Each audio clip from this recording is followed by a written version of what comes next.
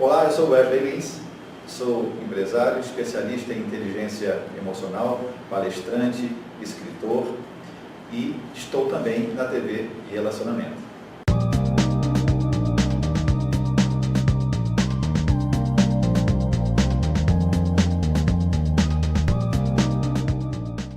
Olá, internautas! Iniciamos mais um programa Gestão Executiva e hoje estamos aqui com uma convidada muito especial, uma profissional da área acadêmica sensacional, além de ter trabalhado em diversas empresas.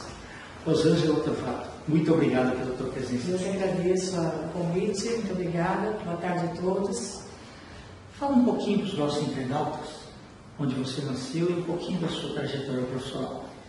Nasci em São Paulo mesmo, capital. Comecei a trabalhar com 14 anos de idade. Trabalhei em banco, trabalhei em empresas de válvula cardiovascular. Interessante. Trabalhei, depois de um tempo, entrei na CESP, em 87. E lá ingressei em várias áreas, né? Fui secretária, na área de recursos humanos. Depois eu fui... Um prédio aqui na Paulista pegou fogo, eu tive umas divisões de... Perfeito, eu lembro, né? Aquele esquina com a Augusta lá, né? Isso, ali do lado onde eu sempre entrei hoje. Perfeito. Né? Em 87, depois nós mudamos de prédios mesmo na região. Foi para Alameda Santos? Alameda Santos, nós fomos para... Brigadeiro Antônio? Não, na própria Paulista mesmo, depois aqui no Panorama, nós fizemos, a CESP acabou alugando alguns imóveis, né? E depois de um tempo nós fomos para um prédio lá na Interlagos, né? Uma usina de Piratininga, juntamos com a empresa EMAI. Perfeito. E nessa trajetória eu fui secretária da área de recursos humanos, depois eu fiquei muitos anos lá, assim é tudo. Comecei a fazer direito. Fui para uma área que era relações trabalhistas. Quando eu me formei, eu fui para o departamento jurídico da CESP. Né? E lá eu fiquei 17 anos. Mesmo, né? Lá mesmo. Tive a oportunidade de ingressar na carreira e viver várias experiências nessa empresa. Né? Me deu bastante bagagem. Depois, em 2004, 2005, eu fiz especialização em Direito do Trabalho, aqui no Mackenzie. Sim. Depois eu fiz mestrado pela Florida Christian University. Perfeito. E depois doutorado. No mestrado eu fui convidada a dar aulas, né? Já tinha uns colegas de curso, coordenadores, né? Sim. E viram a minha formação, a minha experiência, eles começaram a me chamar para dar aulas. E eu dei aulas em várias faculdades. Comecei no interior, né? Em Atibaia, em Campinas, em Araras, em Limeira. Eu saía da CESP, ia dar aula à noite ainda, voltava no dia seguinte, ia e voltava no mesmo dia. Você gostou muito dessa experiência de lecionar? Muito, muito, muito. É muito gratificante. As pessoas não conhecem o que a gente acha que a gente... Quando eu comecei em pós-graduação, eu praticamente achei que ia ser devorada, né? Mas, infelizmente, as pessoas não conhecem muito a prática do trabalho que eles executam, né? Muitos são convidados pelos gestores, né? Eles acabam fazendo curso porque a empresa paga. Às vezes, muitos estão numa área que não é a de formação deles, né? A originária. Ou são psicólogos e estão trabalhando na área de recursos humanos e eles caminham para um conhecimento mais aprofundado. Eles né? estão um pouco deslocados, né?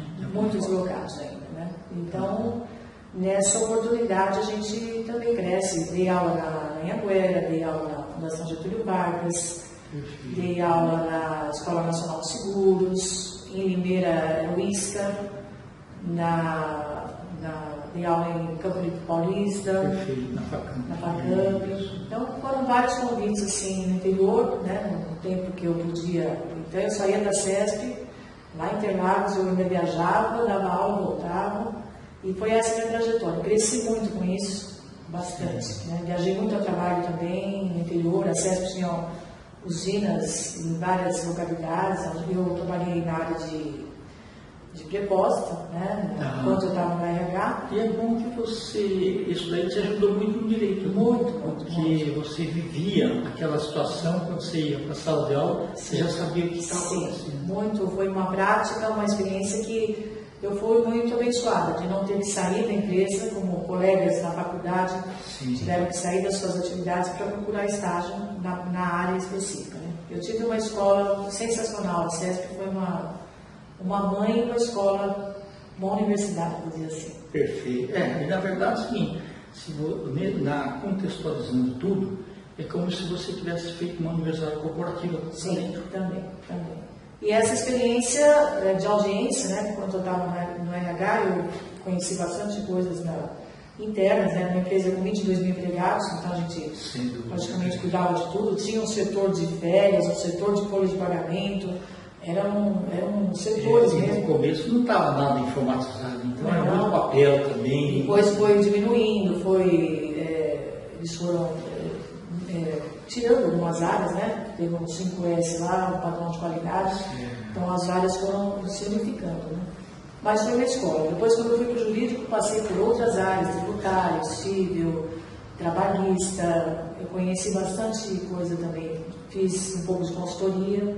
Legal. Então, que foi muito também, é que assim, se você se forma e monta um escritório, tem muita coisa que você tem que ficar pesquisando ali. Sim. E lá, quando você tem os seus pares lá, de várias áreas, sim, é mais fácil trocar as informações. Ah, sim. Eu acho que trabalhar em conjunto sempre é muito gratificante, né? E a gente cresce, né? Então, você troca ideias com colegas, um tem uma linha de pensamento, outro... Sempre há uma composição, né? Enfim, é muito gratificante. Uma coisa que você falou aí do interior, e realmente que é gostoso, eles valorizam muito professores de São Paulo. Muito. Eles estão acostumados, o pessoal da cidade deles, aí chega alguém de São Paulo, eles têm a nítida certeza que eles vão ganhar mais conhecimento do que aqueles professores de lá, porque aqueles professores de lá podem ser bons, mas eles vêm no dia a dia e falam, o que ele é mais, né? O que ele vai saber ensinar para a gente? Então a gente é muito valorizado lá. Embora tenha algumas cidades do interior que tem grandes faculdades, sim, né? Perfeito. Mas o professor de São Paulo ele é muito bem visto, com uma bagagem maior, né? uma qualificação maior, então eles gostam dessa troca, né? E a minha formação em Direito ajudou muito, eu dei muitas aulas de relações trabalhistas, direito do trabalho, folha de pagamento, benefícios, né? Então, essa formação do direito com a experiência que eu tive 17 anos em recursos humanos foi uma parceria perfeita, né? Então, eu falava a linguagem do direito, na verdade, Sim. Trazia o direito material, não processual, e aplicava no dia a dia deles. Okay. E eles adoraram. Mas muitas pessoas na área de recursos humanos, elas gostam também, porque precisa entender um pouco daquilo, só que aí você tem que colocar uma linguagem mais palatável. Sim. Sempre eu tive essa preocupação, né, eles se assustam quando falam, vem uma professora de Direito, vem de São Paulo, nossa, eu acho que você vai falar...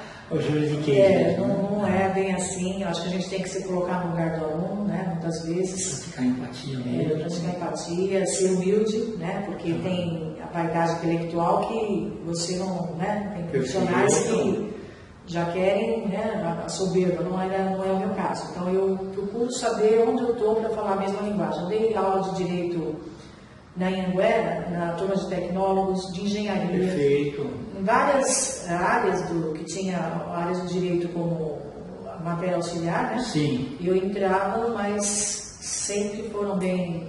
Eles tinham medo assim, imediato, mas depois eu fui acalmando, então eu fui explicando bem. Verdade. Eu sou boa de explicar, viu? Eu gosto de falar.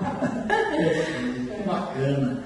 Ô, Rosângela, eu lembro que a gente também fez, quando nós fizemos o curso de coaching pela Florida Christian University, era o começo da Febracis, né? De Paulo Vieira. Isso. Então foi muito bacana também. Foi muita experiência, muito rica, né? Uma experiência rica. Aquilo também trouxe uma bagagem muito boa, né? Para você, como técnico, aplicar nas aulas, com os alunos. Você não precisaria, na verdade, ser um coaching, né? Exato. Principalmente no padrão, no nível que ele está. Mas você, com a técnica que você aprende, né? Você consegue também usar em sala de aula.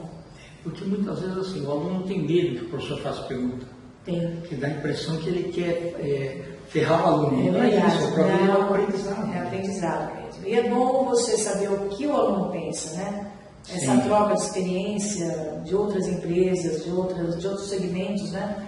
Eu também dei aula na área de seguro, não é a minha área, né? Mas dava aula de direito na área de seguro. É um outro segmento também muito... E eles se interessam muito, sim, porque eles também precisam ficar respaldados. Sim, sim. Tudo que tem contrato, na verdade, ele assusta um pouco. Sim, é verdade. Porque a pessoa fala, bom, tem as cláusulas aqui, se eu não entender direito, pode ficar ruim para um dos lados, né? Sempre, né? Sempre tem a lei para os dois lados. Exatamente, O equilíbrio da balança é esse mesmo. É isso mesmo. Tem lei para o bandido e tem lei para o mocinho, né? Verdade, tá bom.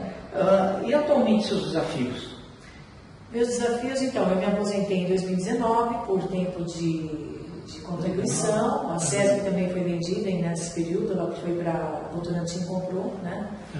Então, o pessoal que já estava com data para aposentar, que tem a previdência privada, né? Sim. 55 anos você tinha que sair.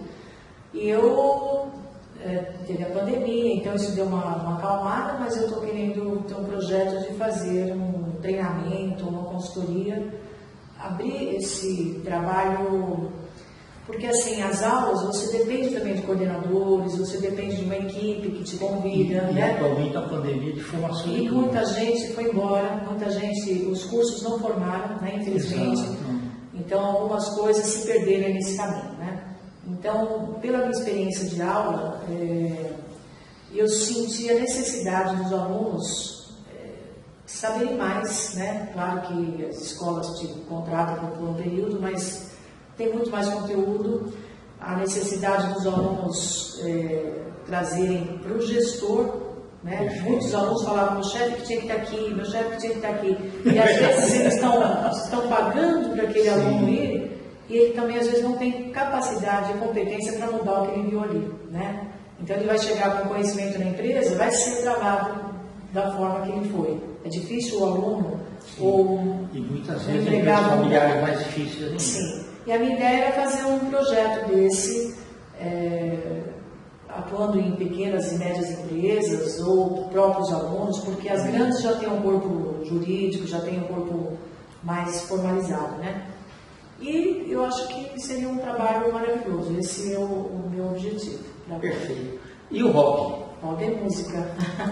Quando que começou? Adoro a música. Eu comecei a cantar com 4 anos de idade. Meu pai punha para cantar. Já tinha vida, né? Mas eu cantava já música italiana, aquela canção de Perté do Roberto Carlos. Okay. Onde eu ia, meu pai me mandava cantar. Canta lá. Então, às vezes... E aí foi indo, eu ia muito em karaokê com a minha irmã, que ela ia, a gente... Seu irmão também cantava? Canta também, meu pai cantava muito bem. Bacana. E o meu tio toca violão, gostam de cavaquinho, violão. Então, assim, ninguém se profissionalizou, mas é um hobby que eu gosto também. Que legal. Vai dar uma palhinha aí dessa? Ai, meu Deus. Se vocês quiserem, por favor. Que música que vocês querem? Essa daí, pode ser. Pode ser essa aqui. Tá bom. Vai minha tristeza e diz a ela que sem ela não pode ser. Diz-lhe numa prece que ela regresse, porque eu não posso mais sofrer. Chega de saudade, a realidade é que sem ela não há paz, não há beleza, é só tristeza e a melancolia que não sai de mim, não sai de mim, não sai.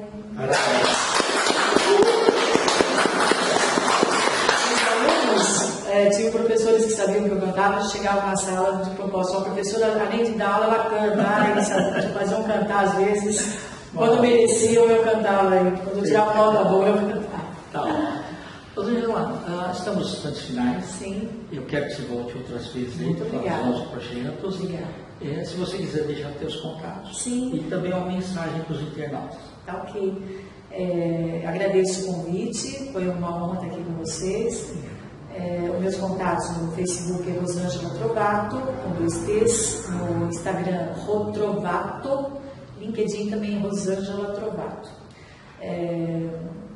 eu deixo uma mensagem assim, que aprimorar sempre, né, tudo que você gosta de fazer, não perder a esperança, foco naquilo que você gosta, né, e sempre renovar o aprendizado cada vez mais. E, complementando, eu acabei de fazer um MBA também pela Competência do Brasil, em parceria com a FACEAT, em tempos de pandemia, né?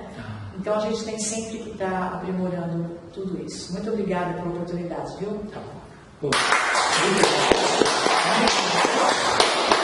Internautas, nos agradecimentos então a essa fantástica professora Rosângela Trovato, nós finalizamos mais uma Gestão Executiva. Um grande abraço e até a próxima.